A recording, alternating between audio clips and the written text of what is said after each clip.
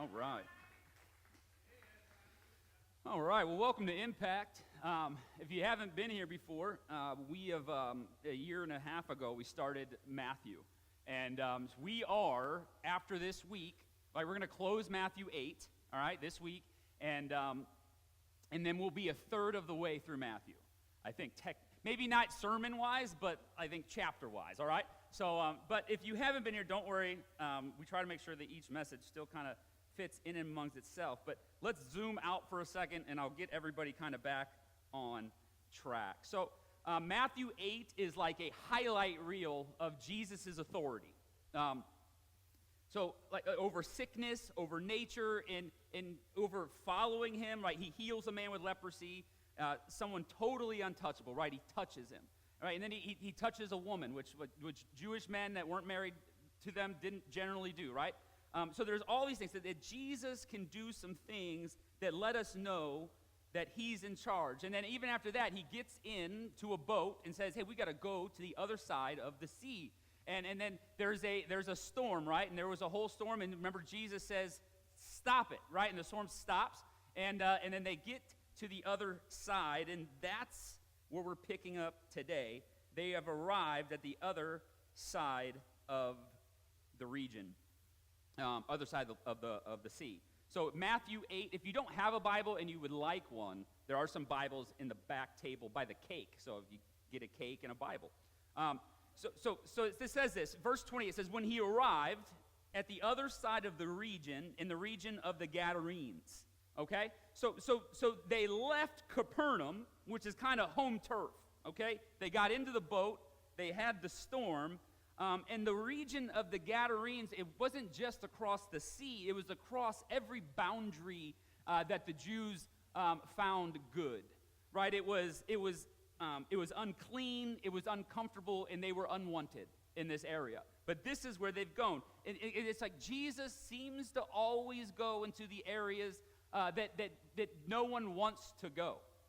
And so the church is the body of Christ. Like that's what we've been saying. And so if Jesus is always moving into uncomfortable places, right, the church should also be moving into uncomfortable places. Like Jesus didn't avoid these places. He actually aimed at these places.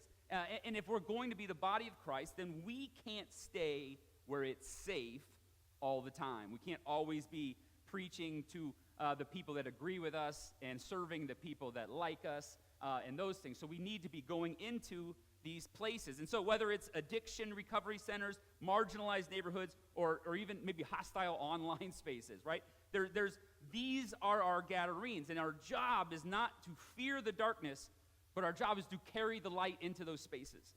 Because the moment Jesus steps on shore, even the demons start to tremble. And so I know I ask this question a lot, but what is it that through the days or weeks moves you to compassion?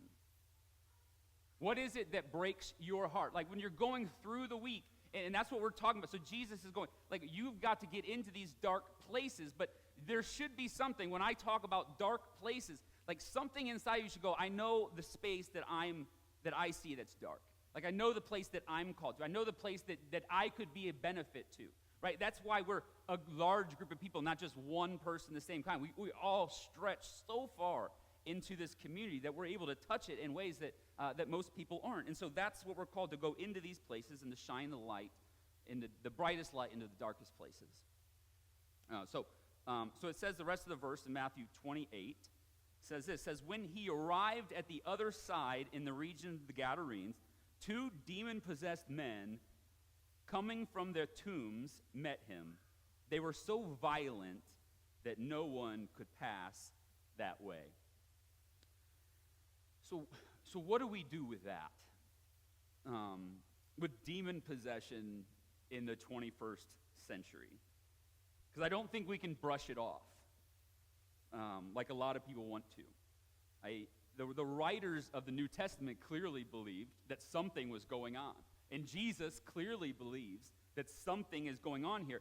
And Jesus doesn't like sidestep. It's like, I feel like some of us, like, we're going to be like, all right, Jesus is like, I'm going to heal this demon, but really we know it's schizophrenia, right? It's like that. It's like we kind of want Jesus to kind of do that thing, but like Jesus is going, no, there's something going on here, and so Jesus walks into this moment as a real, that it's a real serious moment. And we have modern categories now, right, for trauma, or about trauma, mental health, loss of control, and listen, we talk about it pretty openly here. I think, what was it, like 2 months ago, I almost had a panic attack, and up here just because of medication change, right? And so these are real things that really happen, but that doesn't mean that the spiritual world doesn't exist, okay? It doesn't mean that Jesus was wrong, and if anything, it shows how thin our modern categories are when we're confronted with something that's truly dark. And I think that sometimes we get encapsulated into our little bubbles and forget how much evil is really out there. If you spend enough time on the news, you see it. But he steps onto the shore knowing exactly what's waiting, and he still walks towards it. Jesus doesn't flinch, and we shouldn't. These are the spaces we're called to as a church. So let's go back to our text here. Verse 29 says this, "What do you want with us, Son of God?" they shouted. "Have you come here to torture us before the appointed time?" This is a strange verse if you've never read the Bible. Like, what on earth is Jesus, or what on earth are these demons talking about? And so in the Bible, there's an understanding that demons have a better understanding of the spiritual world. Okay, that they kind of know. And James talks about this in his book, James 2, verse 17. He says, this is the brother of Jesus. In the same way, faith by itself, if it is not accompanied by action, is dead. But someone will say, "You have faith, I have deeds. Show me your faith without deeds, and I will show you my faith by my deeds." Verse 19, "You believe that there is one God." Good. Almost like a good for you is kind of what it wants to be. Even the demons believe that and shudder. And so James is like, there is an understanding that just belief, like, it's not really just about like believing that God exists, right? That's not. It's far more than that. The demons were aware of Jesus' power, but the disciples that were with him weren't, right? So they're way more aware. Like, literally, Jesus just stopped a storm that threatened to destroy their boat, and the disciples, what they say? They said, "Who is this man? Who is this man that controls the weather?" And then the demons are like, "Oh, we know exactly who he is. We know exactly who he is." And so he says, "Have you come?" Or, "Why have you come at this time?" So I think James drives home the point that belief in and of itself does not make you a Christian. Right? The leper and the centurion, do you remember what they called Jesus? Kyrios, Lord, right? They went to Jesus, the leper and the centurion, when they came to Jesus for healing, right? It was, they didn't, it was, "Hey, Lord." It wasn't like, "I just believe you exist." It was like, "I trust in you," right? It's the difference between I believe in parachutes, right? But I'm not jumping out of perfectly good airplanes, right? Like, that's faith. I don't have faith in parachutes. I believe in them, okay? Like, that's kind of what we're talking about here. And so the leper's faith moved him to break every cultural barrier and approach Jesus. That's real faith. The centurion told Jesus, "You don't have to come to my house. You can just say the words." That's a faith that Jesus has. That's the faith the centurion has, that Jesus has ultimate authority. That's active faith. And so I trust you, and I am willing to pay the consequence for my faith. That's what faith means. It does have a cost, but it has a trust to it. I believe, and I'm believing, and it causes action. Now, the second part of the verse, right? It says this, "Have you come here to torture us before the appointed time?" And so there's basically two ways to kind of understand this. So one argument that I found was, and so like with this, like I said, I've said this a few times about the book of Matthew. I am thoroughly learning along with all of us, right? I mean, this is stuff I've never dove into, and so I'm, a lot of this is new for me. So one of the arguments for the appointed time is like, so because Jesus was going over to the Gadarenes, which was the Gentile area, and on the other side was the Jewish area, some people would say, well, Jesus, are you coming to the Gentiles before your resurrection, right? Because what we'll find is that Paul is going to take, like later on in Acts, if we ever get done with Matthew, maybe we'll go to Acts and find out what happens. But they, Jesus is coming again, or I'm sorry, dang it. I told you some of this is new for me. So the other argument, there are basically two ways to understand this part. Some people would argue that especially because Matthew is writing specifically to Jewish Christians, the ministry to the Gentiles isn't supposed to start until after the resurrection. There we go. That's why the demons are hiding out there. They're like, hey, we want to avoid Jesus at all costs. So let's get away from where he hangs out, right? And then so there's their argument saying, well, why are you over here? You're not supposed to be here yet, right? We thought we could get away from you. That's one argument. That's not. The other argument, and this is maybe the way I would lean toward, is although technically both could be true, is that the appointed time that the demons are mentioning is the second coming of Jesus, not the first, right? So that Jesus, when he comes back, that's when God conquers and we win and all the demons, right? There's that whole thing, right? That's Revelation, and that's a fun one too, okay? So back to our passage, verse 30. Some distance from them, a large herd of pigs was feeding. And so you can tell we're in Gentile territory because there's pigs around. You do not find pigs in Jewish territory, all right? So we're in unclean animals, and they didn't like them. They didn't raise them. I don't even know if they talked about them, right? So this herd this is a herd that belongs to some Gentiles in the area. And so in verse 31 it says, the demons begged Jesus. Now the word begged is going to show up twice. And it's Matthew trying to say, Jesus has authority. If they have to beg him, right, that means that he has authority. So that they beg him, if you drive us out, send us into the herd of pigs. He said to them, go. Now this was pretty cool. This is the only word Jesus says in this story, is go. This is one of those little nuances that I think even my commentaries and some of the stuff I study, like there was like nothing about this, but by a random chance, last week when I was leaving here, I saw a Bible in one of the offices that was a Jewish study Bible, or a Jewish New Testament, and I was like, I want to read this, right? So I took it home, and when I was studying, I was like, what's going on with this passage? And in that passage, or in that book that I randomly grabbed, it was the only book that mentioned this word go. And so this is one of those little nuances. But there's what would happen is what Jesus does with one word go would have resonated with Jewish audiences, right? There are even stories in rabbinic tradition of respected teachers. His name was Rabbi Shimon Bar Yochai.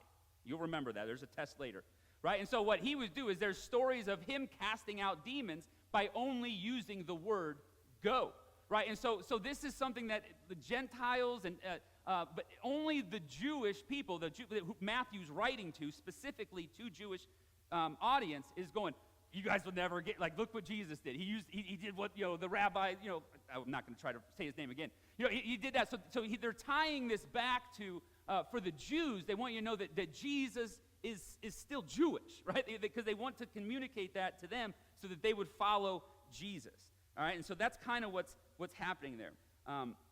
Matthew is having Jesus essentially give a head nod to other Jewish teachers. Okay, so it's kind of connecting that there.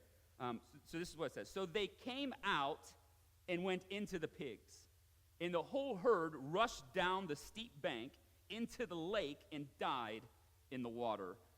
Those tending the pigs ran off, went into the town, and reported all this, including what had happened to the demon-possessed men. And then the whole town went out to meet Jesus. And when they saw him, they pleaded with him to leave their region. And that's the end of the chapter. Like, it just kind of stops there. And actually, the next verse in 9 has them getting back on the boat and going back. So it's like, I just thought it was interesting that Matthew just kind of leaves us with this, why? Like, Jesus just came into your town, healed somebody that had been making you guys crazy, right? Like the pastor said, they couldn't even go by them. They couldn't go that way, right? And it's like Jesus heals all of this, and then you still say, please leave. And so I wondered, is it an economic issue? Right? It's like, Jesus, who's going to pay for all these pigs? Right? I mean, these are somebody's pigs. This is somebody's herd, probably somebody's livelihood. And if Jesus had only been there for a moment, it's like, and it cost them this much, it's like, how much more are you going to cost us, Jesus, if you stay? And that's a fair question. I think that's the question we're supposed to ask. You have to choose how you will answer it. Following Jesus has its costs. But it's not because he's reckless. It's because he rearranges priorities. Right? If profit comes before people, Jesus will flip that. And if comfort comes before calling, Jesus will challenge that too. And so like maybe it was economic, but then also I think it was probably a heart issue. What Jesus did was wild and undeniable. The whole town came out to see if this was real, right? It's like, okay, we heard a story. We have to see this for ourselves. And they saw him, and it says they begged him to leave. There's no mild reaction to that. Just like Jesus, it's like you either have to decide, like, Jesus, please leave, or it's like, please leave is a perfectly reasonable response to the power of Jesus. It's completely reasonable. Because the only other response is what we saw in the beginning of Matthew 8. Matthew 8, 1 and 2. When Jesus came down from the mountains, large crowds followed him. A man with leprosy came and knelt before him and said, Lord. So it's either please leave, or it's to kneel and call him Lord. Those are our only two options. C.S. Lewis, I think he said it best, Christianity, if false, is of no importance, and if true, of infinite importance. The only thing it cannot be is moderately important. That's exactly what happens here. Jesus shows up, and the people are forced to choose, and they do. They ask him to leave. Because Jesus had already disrupted their world, and they weren't ready to see what else he might rearrange in their lives. And that's the truth about Jesus. He will not be moderately important in your life. He will either be king, or you'll keep asking him to leave. The only question is, what do you want more, control or freedom? So when we look at chapter 8, having closed it, Matthew wants his readers to know that Jesus has authority. He has authority over disease, like the leper, authority over space when he heals the servant without being there, has authority over sickness, like Peter's mother-in-law, authority over nature in the storm, and authority over the spiritual world here. But there's a strange and haunting pattern in Matthew 8, if you haven't picked up on it. The ones you'd expect to have great faith, the disciples, the insiders, the religiously clean, they hesitate, they panic, they barely pass. But the ones on the outside, the leper, the centurion, they come with bold, raw faith, and Jesus praises them. But then you reach the Gadarenes, two men tormented, broken, chained up by society and by evil. They don't worship, they don't trust, they don't even ask for healing. They just scream at Jesus, "What do you want with us, Son of God?" And they're not wrong. He is the Son of God, but as James says, even the demons believe and shudder. So recognition is not the same as surrender. The demons knew who he was. They just didn't want him near. And so the question we have to ask is, do you want Jesus near you? He's not moderate, he's not manageable, he's not convenient, but he is good. So the question isn't just, do you believe? The real question is, will you kneel like the leper, trust like the centurion, or send him away like the townspeople? God bless you, church.